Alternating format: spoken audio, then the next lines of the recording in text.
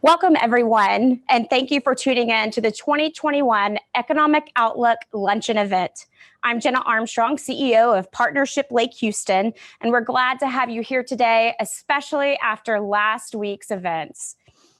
We depended on sponsors to make events like this available to all of our investors and the community. So right now, we'd like to acknowledge those sponsors and give them our sincere appreciation. Our platinum sponsor today is Shell Federal Credit Union. With 11 branches and a suite of online services, Shell Federal Credit Union serves more than 100,000 members, managing $1 billion in assets and employs more than 300 dedicated professionals. Anyone who lives, works, worships, attends school, or regularly conducts business in Harris County is eligible to bank with Shell Federal Credit Union. They offer competitive savings and investment accounts, free checking, free debit cards, affordable loans, mortgages, free online and electronic services, retirement planning, free financial education, and more. Shell Federal Credit Union is continuously giving back to its communities through positive support, interest rate reduction, and debt consolidation. Right now, they're offering a $250 cash back promotion on all auto loans and a 30-month share certificates. By offering a full range of financial products and services, affordable loans, investments, insurance, and financial education, Shell Federal Credit Union remains financially strong and excited about the future. We have 3 gold sponsors we'd like to acknowledge next. First, the Mint National Bank. Also a gold sponsor is North Houston Economic Development Center, Lone Star College System. The North Houston Regional Economic Development Center is proud to serve more than 1,400 square miles of towns, districts, and unincorporated communities that comprise the region. NHEDC works in collaboration with regional economic development organizations, chambers of commerce, business and industry, and governmental agencies and officials to ensure that our region continues to provide value and profitability to businesses seeking to relocate or expand to our region. Another gold sponsor today is MD Anderson Cancer Center. The University of Texas MD Anderson Cancer Center in Houston ranks as one of the world's most respected centers focused on cancer patient care, research, education, and prevention. The institution's sole mission is to end cancer for patients and their families around the world. MD Anderson is one of only 51 comprehensive cancer centers designated by the National Cancer Institute and is ranked #1 for cancer care in the U.S. News and World Report Best Hospitals Survey. MD Anderson provides cancer care at several convenient locations throughout the greater Houston area. We also have a bronze sponsor today that we'd like to recognize, Rocos LLC. Thank you to all of our sponsors today. And now we're really proud and happy to introduce new members of Partnership Lake Houston. Our organization relies on the partnership of businesses in the Lake Houston area. And from October through January, we've welcomed many new investors to the partnership. FC Realty, ADV, John Williamson, San Jacinto River Authority, David Harbold Studios, LLC, Fidelity National Title, Lake Houston, Best Western Houston Bush Intercontinental Airport Inn, Raise Your Hand Texas, Looks Dental Studio, Gotcha Covered of Northeast Houston, Signature Care Emergency Center at Atascocita, and Anthem LLC.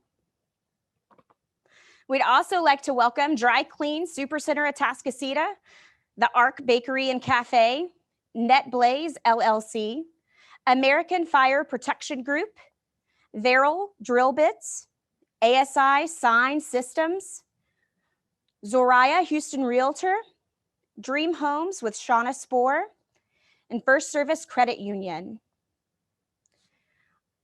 Also new to Partnership Lake Houston is Rocos, Sanitizing Clean, Alpha Graphics Kingwood, Wildcat Technologies, Greens Bayou Corridor Coalition, Legacy Benza LLC, Red Door Realty, Monique Jackson. And finally, other new members include Choice Energy Management, Emergency Hospital Systems, LLC, McTorrey Law, PLLC, Atascocita Firefighters Association, Mr. Handyman of Atascocita Fire Department, and Camp Bow Wow of Humboldt.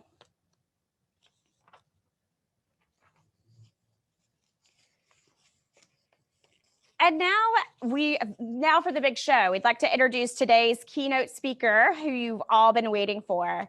Patrick Jankowski is the regional economist and senior vice president of research at Greater Houston Partnership. His observations and analysis on the local, regional, and U.S. economic trends have appeared in over 200 newspapers, magazines, radio, and television broadcasts. Patrick has worked for the Greater Houston Partnership and its predecessor, the Houston Chamber of Commerce, for 37 years. Many of you are familiar with Patrick as he joins us each year to give us great, timely information and updates. And I am looking forward to hearing what Patrick has to say.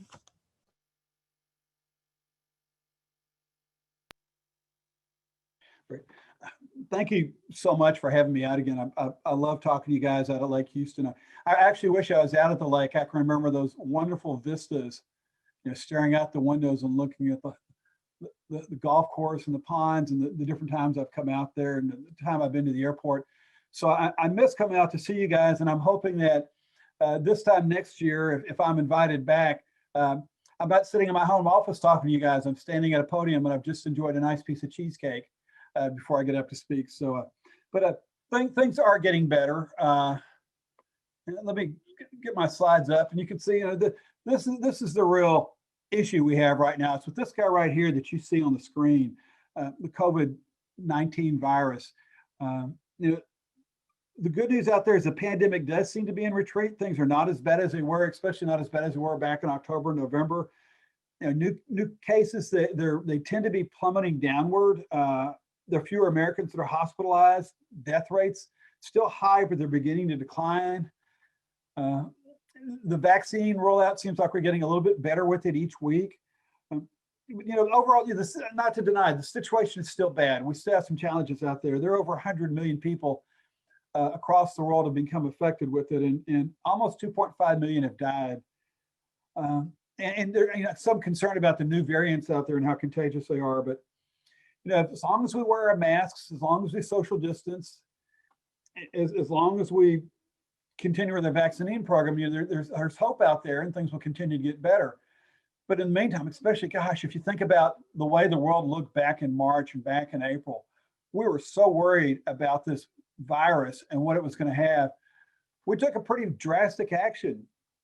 I mean, we quarantined, we shut things down, we closed businesses because we didn't know how virulent it would be, how badly it would spread, the damage it would cause to public health. And so we shut the economy down. We closed restaurants and bars and sent people home. I've been working at home since mid-March of last year. God, it seems like such a long time.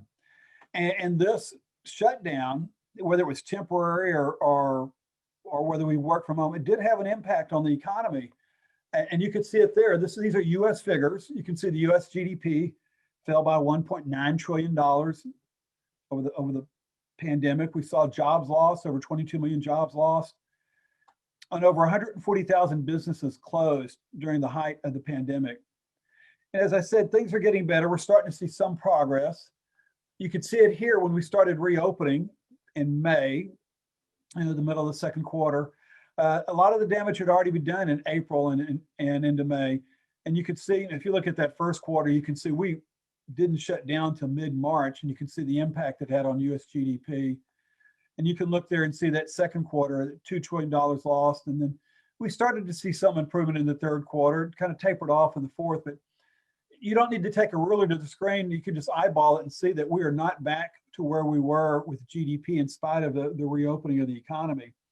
And as I talk to the economists, as I read reports, as I look at the different agency studies, we probably won't get back to the prior level of GDP until sometime in the middle of this year, or maybe third quarter this year. If you want to look at it based on jobs, you can see it here. We've done pretty good nationwide recouping jobs. We've recouped over 12 million, 55.8%, almost 60%. We're still missing close to 10 million jobs. It really is a concern if you think about it. When we say we're missing 10 million jobs, That means there are 10 million people who were gainfully employed back in February who aren't working now. And many of those have been unemployed for almost a year now. So definitely financial hardship. One of the reasons why we need to do something to help out these people who are just having a real hard time making ends meet when there's no money coming in the door. And one of the challenges is going to be is where are they going to go to work? Because a lot of these places, if they did work, are now out of business, especially the restaurants, especially the bars, some of the retailers, some of even the family-owned gyms. Nearly 100,000 establishments across the U.S. have permanently shut down, permanently out of business because of the pandemic. So it really hit the U.S. pretty hard. So the question is, how bad did it get in Houston? Excuse me, I'm gonna take a sip of Earl Grey. How bad did it get in Houston? Well, we lost 350,000 jobs in March and April over a 2-month period. If you want to look at that, you can see it there on the bars. Once again, a little bar chart for you. You can see how bad the job losses were. Started in March, how bad they were in April. Some improvement, but not much. Once again, my metaphor about taking a ruler to the screen. Now, the dip that you see in July, that's a normal dip you see every July because of educators that are not on 12-month contracts and seasonal fluctuations, so forth, that happens every July. But you can look and see that we've not nearly got back what we wish we had, what we need to recover. If you want to look at the COVID recession, how bad is it compared to the last 2 recessions? You can look at the 80s oil bust, and you can look at the Great Recession. I mean, I cut my teeth on the 80s oil bust. I started in March of '81 working here, and I thought that was a pretty bad recession. But you can see the COVID recession was just so much worse. So the 80s, it seems a little bit milder compared to that. And you can take the 2 recessions, the 80s oil bust and the Great Recession, and stack them on top of each other, and they still don't come up to the job losses that we had in the COVID recession. If you want to look at the unemployment rate, 14.3% in April. Now, all these numbers I'm showing you now, they're going to be Houston Metro numbers with a few exceptions. And it'll be obvious when I'm not showing you a Houston Metro number. But 14.3% April unemployment rate. You can look at it there. You can look at the unemployment rate for the COVID recession versus the 80s oil bust and the Great Recession. Now, back in the 80s, we thought that nearly 13% unemployment rate was a fluke, but maybe it wasn't, because I don't think the 14.3% was a fluke. I know it wasn't when you look at all the people who are out of work. You want to look at the PMI, Purchasing Managers Index. I use this in every presentation. If you've seen me present before, you know this is one of my favorite indicators. It's a survey out there done by the Institute for Supply Management, and they ask a series of questions of supply managers about backlogs and sales and prices they're paying for inventory and employment levels and so forth. Crunch all those numbers and they come up with an index. You know, they used to do just manufacturers, but now they do service firms as well. So they've come up with this, and whenever this green line, this dark slate line is above the red line, that's a sign the regional economy is expanding. And you can see where we were in the height of the Great Recession. You can see the fracking bust here. You can see Harvey here, and you can see where we were for COVID. Now, it can drop below the red line, and as long as it's above 45, that's a sign the service sector is expanding, even though manufacturing is contracting. But you can look here and you can see it dropped so low, every sector of Houston's economy was expanding. Now, this is the lowest point in the history of the series. If you want to look at the average price of crude, dropped to under $17 a barrel. It's a monthly average in April, and you can see it there on the screen in April. Yeah, there was that one day that made all sorts of headlines about crude actually going negative. But that was kind of a one-off. That was someone who was trading contracts and never intended to take ownership of the oil. They were using it as a financial instrument and suddenly found out no one wanted to buy their future, and they were worried that they were going to get stuck owning the oil, and so they were willing to pay someone to take the oil because couldn't quite fill up their bathtub or their swimming pool with it, so they actually paid someone. That's the reason why we saw that negative price. And oil prices, they've improved, and they've only recently got above $50 a barrel. They really need to stay above 50, the oil and gas industry, to be profitable. And right now we're looking at maybe they'll stay above 50 for a while, but the damage has already been done. We've already seen so many layoffs in the oil and gas industry. We're not going to see a significant uptick in hiring. If there's demand for more oil, the industry is going to handle it just by taking their existing workforce and giving them overtime or pushing them a little bit harder. And You know, if you're in the oil and gas industry, you see the layoffs all around you, you're not going to complain about having to work that much harder. You're just glad to have that job. And so, oh, let me click again, and drop in retail sales, 13.7%. This is for the metropolitan area. Now, two things happened. For one thing, retail shut down, and the other is what retail was open. People were reluctant to go in because no one wanted to expose themselves to the virus. And you can look here and you can see what I highlighted in yellow, the drop off. You can see the motor vehicle sales, home furnishings, electronics, gasoline stations because no one was driving anywhere, clothing stores. Now, if you look at some of the, I've got a slide on this later on. If you look at Joseph A. Banks and some of these other places, people don't have to dress up to go to work anymore. So clothing sales dropped off. And you might look there just below that. You can see sports and hobby stores actually did pretty well, and jump up above that, food and beverage between the two yellow bars. Because we ate a lot more at home, and we were tired of watching Netflix. So we went to Barnes and Noble, or we went to wherever we could to buy the puzzles or buy the books. So where are we now? Now, the worst part of the downturn was in March and April and going into May. We've started allowing restaurants to open at limited capacity, bars. I'm not sure where they are now because of all the concerns about that, but we've opened up somewhat with the economy. Some people are back in the office, but not to the same extent. But if you want to look at where we are, of the 350,000 jobs that we lost, we've actually recouped about 214,000, which leaves 135,000 left to be recouped. So if you want to look at that pie chart, you can see right now, maybe a little bit better than the US as a whole. We're still missing about 40% of the jobs we've lost. We've got back about 60%. And that's as of December. I need to let you know, I'll show you a slide in a few minutes that shows you January. January is going to actually upset this pie chart a little bit, but let me get to that a little bit later on. So if you want to look at where we are and progress towards recovery, these are the sectors that have actually recovered all the jobs that they lost during the pandemic. You can see professional, scientific, technical services. That's engineering, accounting, law, marketing, and so forth. Those are white collar jobs. Those are the sort of things that can easily be performed remotely. You don't have to be having a face-to-face interaction with the client. Finance and insurance has recovered all the jobs. Utilities lost very few, so they didn't have very far to go. But you can see transportation and you can see retail trade there. And I need to let you know, excuse me, that is separate Earl Grey to keep those vocal cords lubricated. Those bottom two are asterisk because we always see a surge in employment in those sectors in the fall, September, October, November.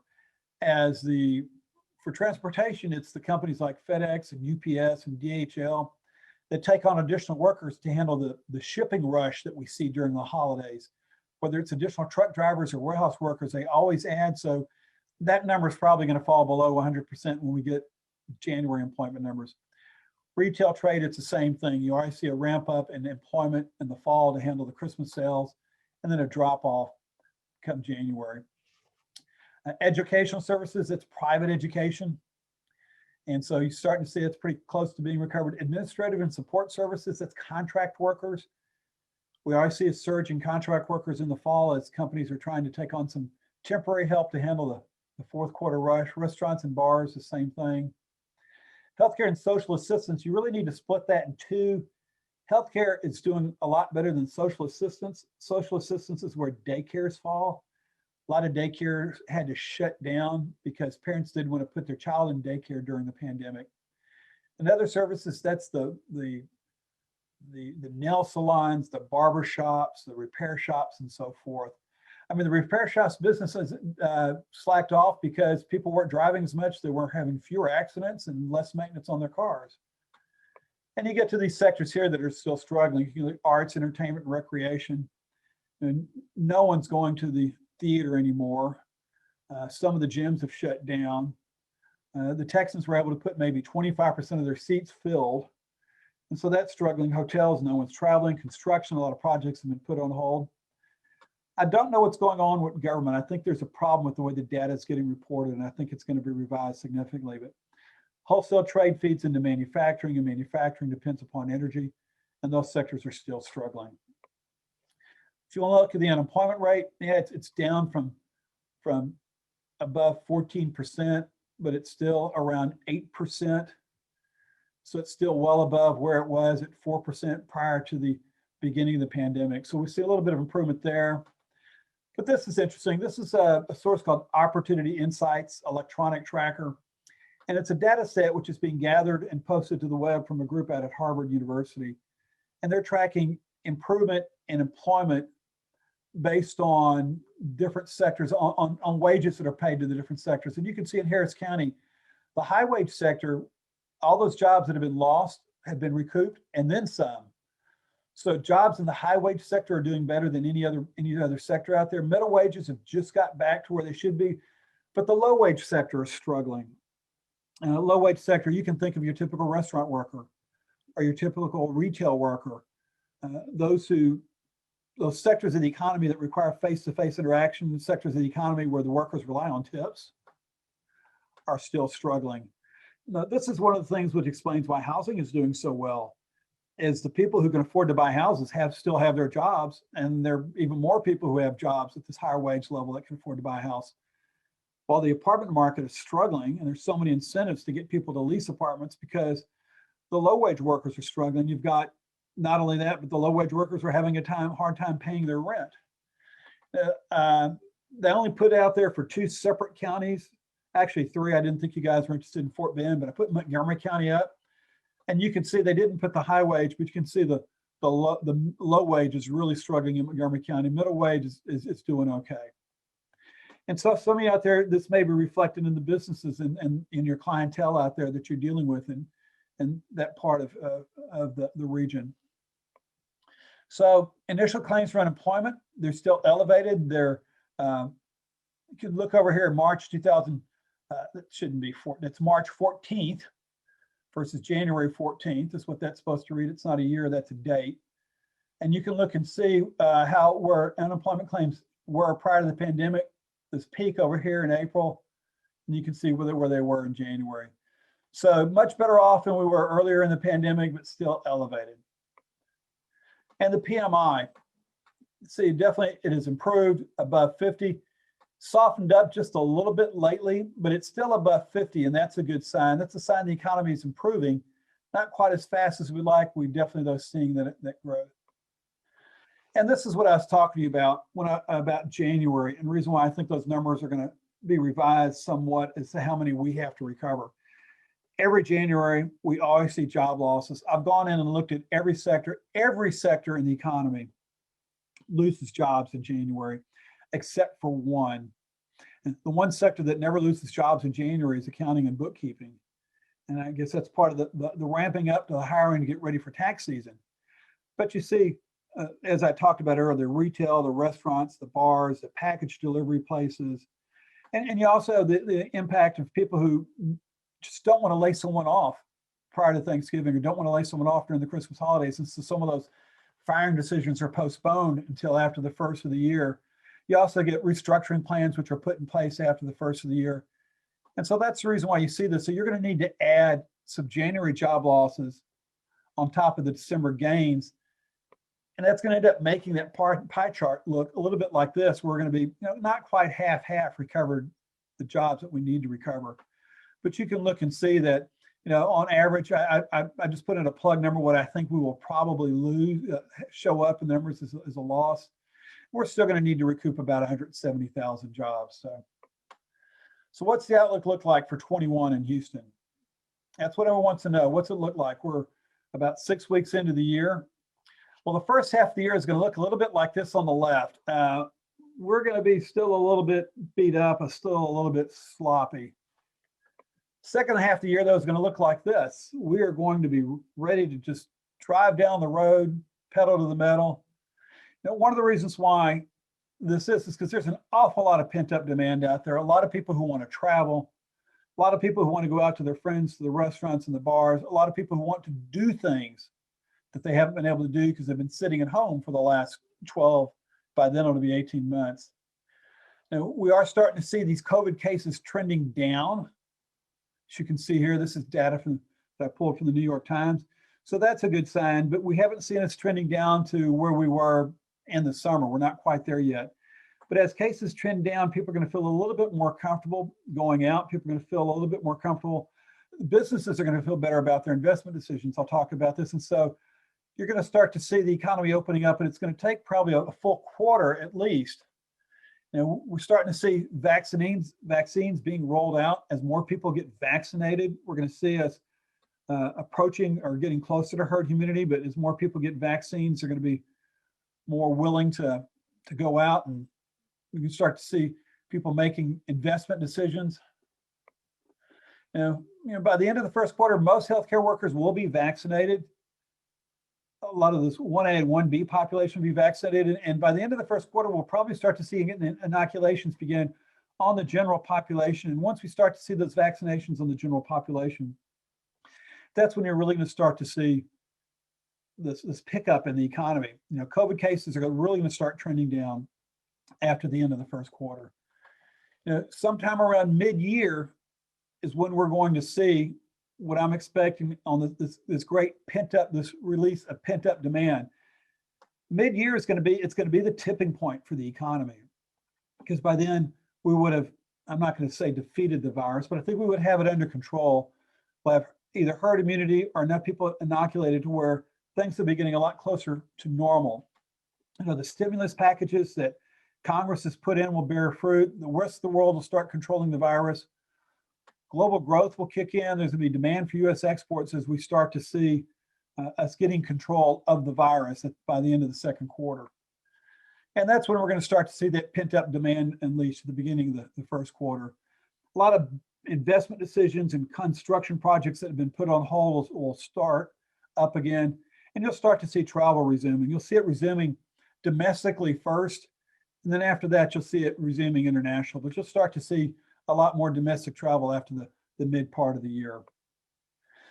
But even with that, Houston still faces some challenges. We have some significant challenges ahead of us. See my little guy rolling the boulder up the hill. It's kind of like Sisyphus in Greek mythology, if you remember your Greek mythology from college. So I did take a class in that. It's become real useful. I could use it for a slide in a presentation. So there you go. That unending challenge that we have. But right now, the oil and gas industry, we are still oversupplied, and you can see it.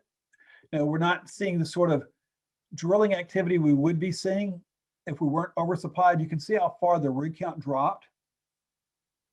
And we are not even back to where we were prior at the worst part of the fracking bust in 16 and 17, and we thought that was a really bad time. And when the rig count that's being down, that's going to affect oilfield services, which originate out of Houston. That's going to affect the manufacture of oilfield equipment that's manufactured in here in Houston. That's going to affect transportation, getting the equipment out to the field. Now, you talk about all sorts of supply and demand metrics for oil and gas, but this is probably the best one out there. I've been using this a lot. This is refinery capacity utilization. The refiners are only refining as much as they can sell, and plus a little bit in storage. And you can look and see that in a normal market, the refiners would be running at the upper 90% of capacity. Right now, they're still in the low 80% of capacity, because there's still not enough demand for diesel and for gasoline and for aviation fuels and so forth. So demand still remains weak, and that's going to affect some work that goes along the ship channel as well. So, that's one of our challenges, is what's going on in the oil and gas industry. The other is our commercial real estate market is just horribly overbuilt, not just office, but industrial. You pay attention on the left-hand side of the screen, what happened in 2020. This is industrial space. I'm sorry, I dropped the word off. I meant to leave it on. In 2020, we delivered 30 million square feet of industrial space. We absorbed 14 million. So we built twice as much as we were able to absorb. I'd say industrial, it's industrial warehouse space. We have 54 million square feet vacant. So we have, based on last year's absorption rate, we have a 4-year supply out there. Now, not all 54 ever is going to get absorbed, but we built so much more. Luckily, we're starting to see construction trending down, maybe 7 or 8 million square feet is under construction right now. But it is putting pressure on industrial rates, but it's also going to affect the construction market, the construction jobs out there. Look on that right-hand side, that Class A vacancy rate. This is the new stuff. This is the stuff which has just been built. This is the stuff with all the amenities, the nice finishes. And over a period of a year, the vacancy rate went from 12.5 to 18.6. And we put whole lot more new space out there than we can absorb. So it's not just office market that's overbuilt now, it's the industrial market. Industrial market will recover a lot sooner than office. Industrial market hopefully recover in the next year or two. But the office space market has been struggling for the last 5 years. You can look and see we were just puttering along around 25% available. Available is both what's vacant or what can be subleased or what someone knows is going to come on the market real soon.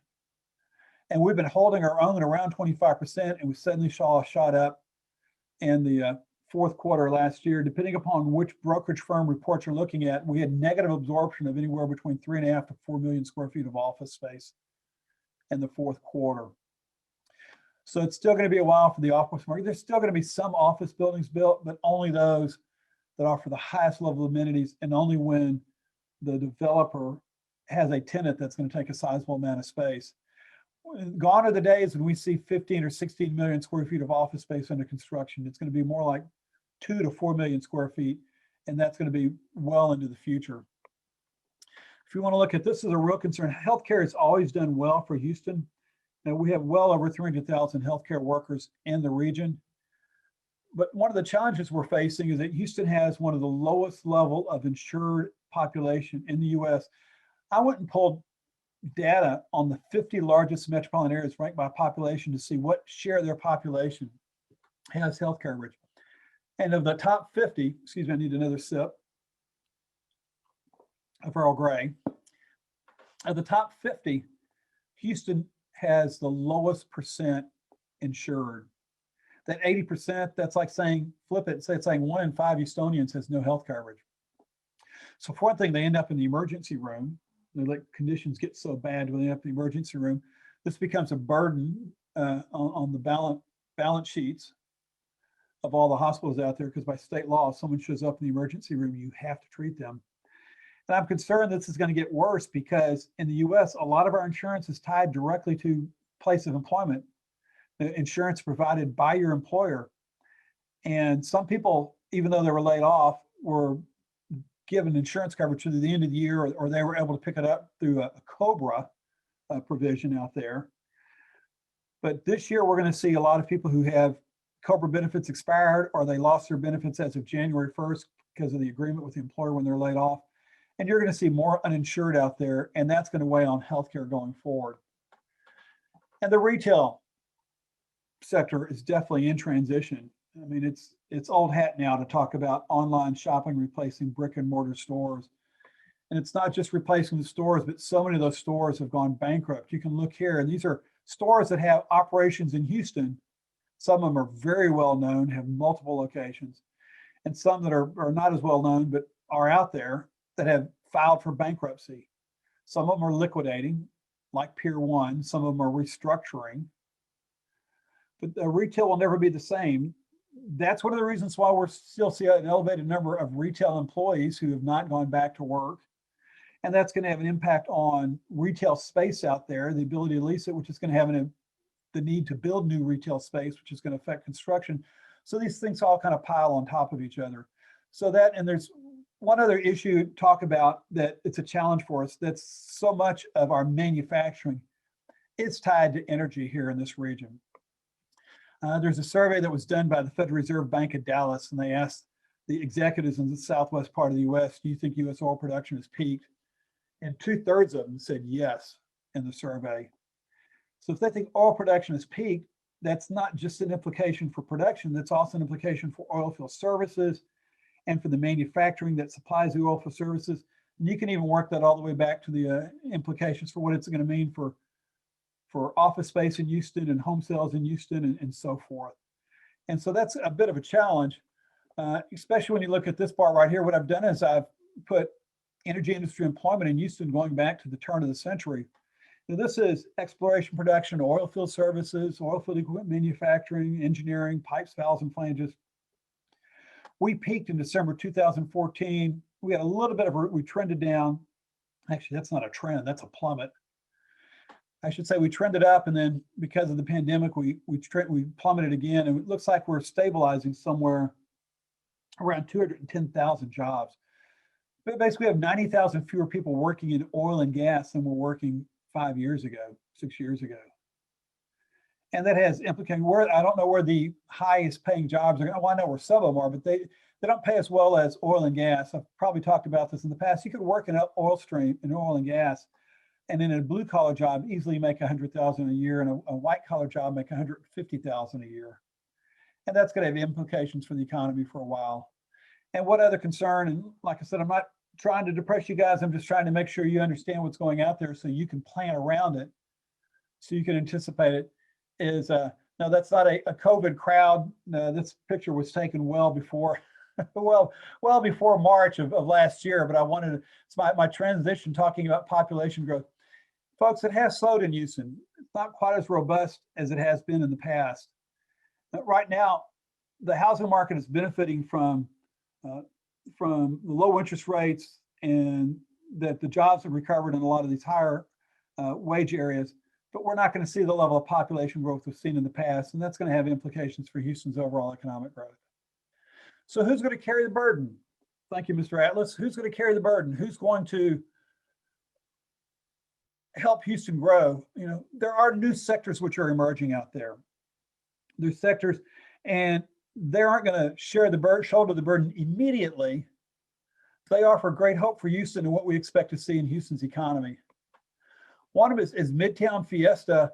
That's no longer a grocery store. If you're ever into downtown Houston, it's been converted into something called Greentown Labs. And Greentown Labs is an energy incubator. It is an energy innovation incubator. It's like an energy 2.0 energy green tech incubator. Now, Greentown Labs is based out of Boston, and it was a spun-off effort of MIT and Harvard, trying to help with some of the innovations that were coming out of those universities, and the partnership. We made a call on Greentown Labs and told them you should see what's going on in Houston. And this is Greentown Labs' very first effort outside of Boston. They're opening up an energy incubator, which is going to help with this transition from low carbon fuels from high carbon fuels to low carbon fuels. Opening up an energy incubator in Houston, and it's going to help us with the as we do this shift from traditional energy or legacy energy to these new forms of energy. And so it's kind of ironic if you're a student of Houston's history, if you think of Baylor College of Medicine, which is the anchor, or one of the first anchors for the Texas Medical Center. Baylor College of Medicine actually came here from Dallas, and when they opened up their very first operation, they opened it up before they had their school built. They actually opened up in an old Sears and operated there for a while. So there's a precedent there for great things coming out of moving someone into an old retail space. Now, if you want to look at Hewlett Packard Enterprise, has moved its headquarters from California to Houston. They're going in there, not too far from where you guys are up there. HPE, it had its ties to Houston going back to the compact days. And what I'm hoping and what we're expecting is Hewlett Packard Enterprise is going to be a bell cow for some other tech and innovation companies. I liken this to what happened with Shell Oil. Shell Oil didn't always used to be in Houston. Shell Oil was actually in New York City, and they looked all over the US. This goes back to 1969 and figured where would be the best place to operate an energy company. And they realized all the benefits Houston had, and they started building their wonderful building downtown. And a lot of other people in the oil and gas industry said, well, what is Shell seeing in Houston that we haven't seen? And the real push for oil and gas in Houston actually was in the 70s, and there were over 200 different headquarters and divisional heads and all sorts of energy companies moved to Houston in the 70s. And so we're expecting the same sort of thing to happen with Hewlett Packard, with other companies are going to look around and say, either a headquarters or a technology company say, what are we missing? Why haven't we taken a harder look at Houston and see how much easier it is to do business here and move here from someplace like California or Chicago or New York? And then we're seeing a lot of startup organizations, and we're seeing a lot of homegrown things, especially in the area of innovation and technology and software and so forth. And then there is this right here, which is more recent announcement, Axiom. They're starting to build the world's first commercial space station. Because the International Space Station, a multi-government effort, at some point it's going to be abandoned. At some point it's going to may burn up on re-entry into the atmosphere, and something else will need to be up there. And that first commercialization of space for having astronauts permanently orbiting, above the Earth, the first private sector venture, it's starting here in Houston. So hopefully you can see there's a little bit of a shift here, this little bit of this trend towards more technology-based, more knowledge-based. These are all fairly new sectors, but they're sectors which hold great promise for Houston. Any one by themselves won't replace oil and gas, at least not anytime soon. But as a group and as they grow, we have great potential and great promise. Now, oil and gas is never going to go completely away, but it's not going to be the growth engine. But what I just showed you is 4 things which could potentially be growth engines for Houston in the future. So the 3 things we need to do, I'm towards the end of the presentation, to help get our economy back on track. 3 things which will help us, get past the downturn or the struggles we have with COVID, and help create jobs for all these Houstonians who are out of jobs, and get our economy growing again. One is everybody needs to continue to avoid crowds, the super spreader events that we hear people talk about. And the other is everyone needs to continue to wear their masks, even after they've gotten the vaccine, until we find out that we hear that it's safe not to wear masks anymore. And the other is to get your shot when you're eligible for it. And we're going to need to hit some point of herd immunity before things get back to normal. Part of it will be perhaps through infections, and part of it will definitely be through inoculations. And if you want to know what you can do to help Houston's economy grow, what you can do to help people find jobs, just do the 3 things I talked about. Avoid crowds, wear your mask, and get your shot, get your vaccination when it's time.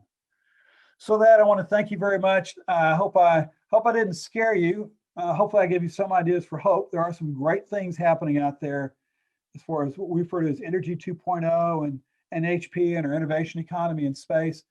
But it's going to take a little while for them to get full traction and have the sort of critical mass that the oil and gas industry's had for a while. Now, Houston's going to continue to grow. It might not grow as fast as it did earlier in the part of the decade, but we'll grow, but we also have some challenges. So with that, I want to thank you very much. I hope everybody stays safe, and I look forward to the next time that I speak to you guys, that I'm standing at a podium and I've just had a nice piece of cheesecake, and that, or pecan pie, I'll take either one, and then everything's back to normal. So with that, thank you very much. I'm going to stop sharing my screen and I'll turn it back over to you guys.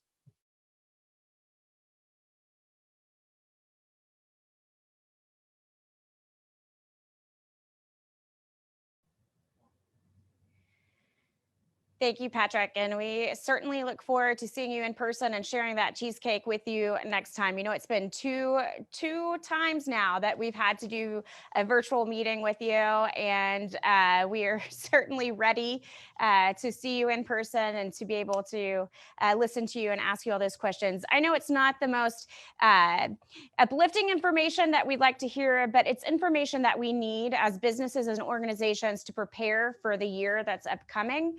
To do the best modeling that we can do for our business to ensure our success. And that's what this luncheon is all about, is providing information to our businesses and to our community so that we can prepare strategies to be successful throughout the year. So thank you for that. I know there's going to be more information coming out after last week's events. I hope everyone is warm and safe now. I know several people and several businesses are still struggling to get the water back and to clean up and to get their pipes fixed and to carry on with their regular business. We do have a survey out there right now. We're trying to assess the impact on our local business community. That survey can be found on our Facebook page. If you will go to our Partnership Lake Houston Facebook page, please take a couple of minutes. It's a real quick survey, but we're really trying to assess that impact to our local businesses so that we can provide those resources to those in need and partner you with some help and really be able to have that information and data on the impact that it's had on our area. We do want to take this moment again to thank our sponsors. Today's platinum sponsor was Shell Federal Credit Union.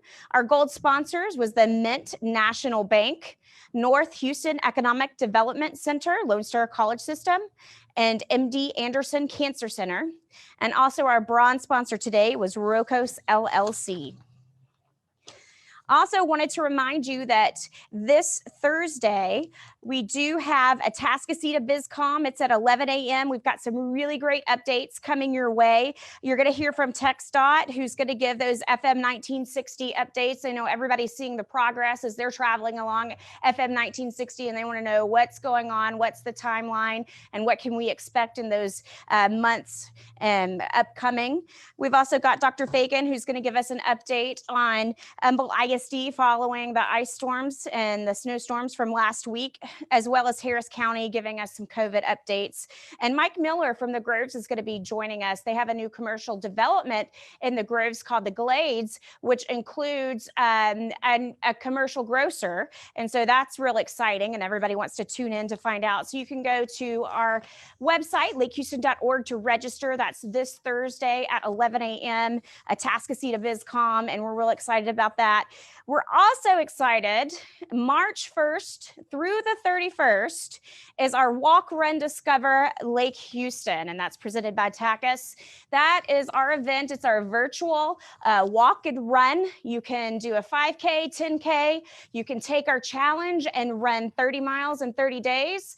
You can choose one day in the month that you go out and walk or run. We've got some great activities planned for your kiddos for spring break, so get out there with your family, get out there with your pets, get out there with your friends, your neighbors, enjoy that fresh air. And I think we could all use that after being cooped up all week last week without electricity and the cold temperatures. And boy, it's a beautiful day out there today. So we are really looking forward to having our Walk, Run, Discover Lake Houston event all through the month of March. So you pick your date. You can do it every single day if you want to. You can do it one day if you want to. So we're going to challenge you, our partnership Lake Houston office. We have our own team, our partnership Lake Houston Sloths team. And so we're challenging you and all the businesses out there to create your team and get out there with your colleagues and discover different parts of Lake Houston. We've got routes posted for Kingwood. We've got routes posted for Atascocita, for Humboldt, for Summer Creek. And we really want you to get out and explore this beautiful community. And we hope you join us. You can register at walkrundiscoverlakehouston.com. And that web address is going to be posted in the chat comments so that you can click on that and register. We do have discount rates for families. And it's a great event, and we really encourage you to participate. That closes us up for today. And I am done rambling on and on. We hope to see you on Thursday for our Atascocita BizCom. And thank you for joining us today.